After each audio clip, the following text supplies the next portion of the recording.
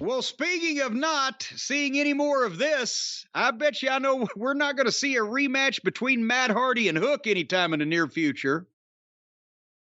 How did they think this was going to... Besides the fact that it's the go-home show for the pay-per-view that they've got in the same town, and they decide to put a match for the FTW title. Remember Hook's father's belt that he is allowed to be used, that they still have not explained why it would be recognized in this company, but it's another belt and it's purty and Tony likes those shiny things. But who thought that Hook versus Matt, for either guy, Hook versus Matt Hardy, was not going to be a clash of styles, was going to be a good idea to do on television live? And that was their 9 o'clock entrance. Matt Hardy at this day and age. Go ahead.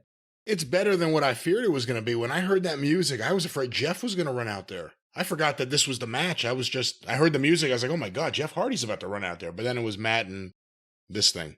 I'm not even knocking either guy at this point, but Hook's size illusion is gone because Matt looks like Lex Luger next to Hook. The guys that he's been working with that can take all of his throws and everything have either been very thin or Matt Hardy's goddamn gaining a lot of weight. But the size illusion is gone. Within seconds, Page, because the other Page is out at ringside with Stokely and Lee Moriarty, and they've stopped Hook and got heat. Started heat rather. But suddenly, within seconds after that, Hook just picked Matt up and suplexed him and threw some punches, but then Matt just stopped him. And it got awkward because, again, Hook is green, and now we know that. They've kept it short and with people that could take his throws and he could do these things with. I'm not saying Matt Hardy can't work, but Matt Hardy can't do that shit. And Hook can't do the other shit yet because we know that now because he tried. It got awkward. They got off footwork. They had a double knockout. Then both were down. And then Stokely, who knocked out whoever it was earlier in the show with his cast, Stokely takes his cast off and gives it to the other Page, who then barely hits Hook in the head with it. And they use that as a false finish for a 2 count in this rotten match that is not going well. And it's not that I think, well, Stokely should have kept the cast on because his arm's broken. No, that's the whole idea, is the manager's crying over a fake broken arm. Why did he have to take the cast off and hand it to somebody else? Why did they need to, after they've established the cast in Seg 2, why did they need to kill the cast in Seg 7?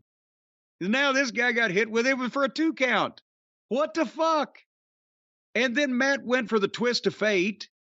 And Hook went behind him and got the choke, and Matt tapped immediately before he'd ever even left his feet. And awkward. Anything else you want to cast light on? I don't know what to say. Maybe we understand a little better why Hook has been mostly kept a rampage, it seems like. Well, but no, he's looked good with what they've done with him so far, which is...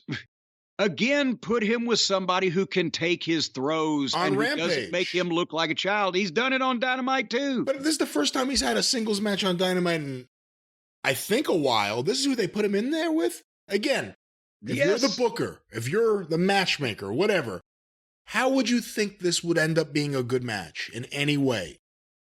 If you close your eyes and think of this match, how could you think this would end up being okay?